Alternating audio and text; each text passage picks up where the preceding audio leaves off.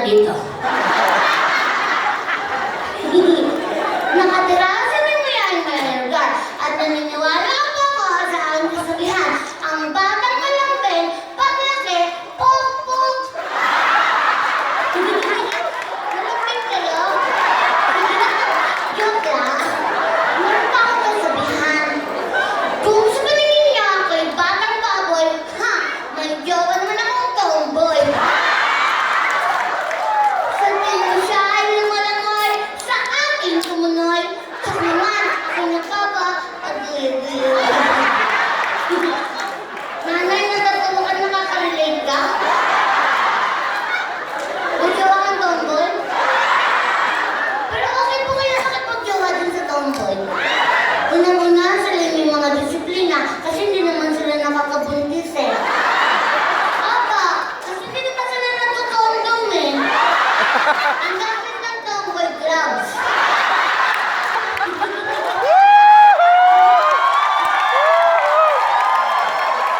Ang tawag doon na surgical gloves. At least nadikyan ng ilang cm na. Ilang taon ng tomboy oh. Pero alam niyo po ba, sa lahat-lahat ng tao, tomboy ang pinakamapalad. Why? Babae, lalaki, bakla, pwedeng mahawaan ng sakit na AIDS. Pero ang tomboy, never. Pinakasakit lang ng tomboy, arthritis. Kapag ganun mo.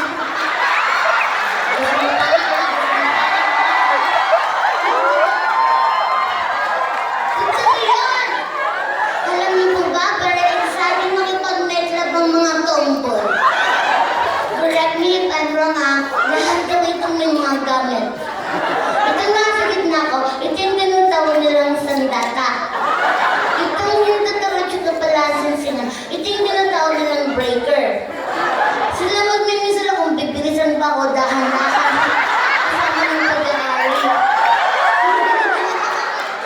Tapos, itong nililiit, ito na lang pinakikilitin sa kuntil.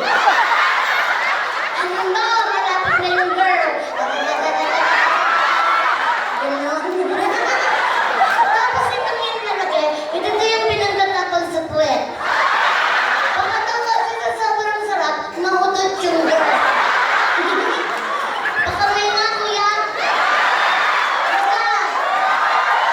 Ano yan? Talago! Pagkamay lang.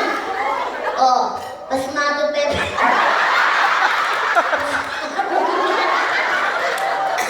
Anyway, happy fiesta po!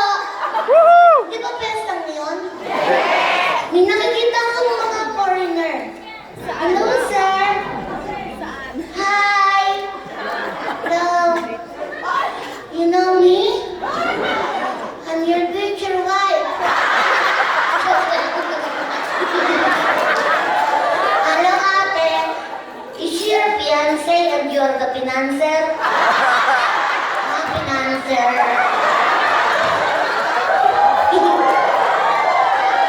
Ate, anong lahi niyan? Canadian. Hello, sir. Ikaw naman pala yung nakakaluwag-luwag sa buhay. Siyempre, pag ibang lahi, malaki yan, kaya malamang maluwag ka na.